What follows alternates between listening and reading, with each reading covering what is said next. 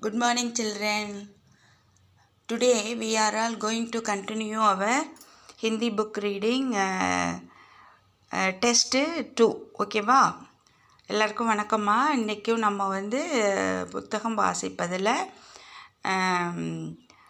தேர்வு 2 தொடர்ந்து பார்ப்போம். சரிங்களா? सुप्रभात विद्यार्थियों, आज हम पुस्तक वाचन में परीक्षण 2 पेज देख सकते हैं। सबसे पहले दो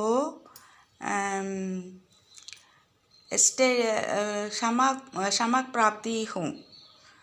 okay, why because health issue कारण कल पोस्ट नहीं किया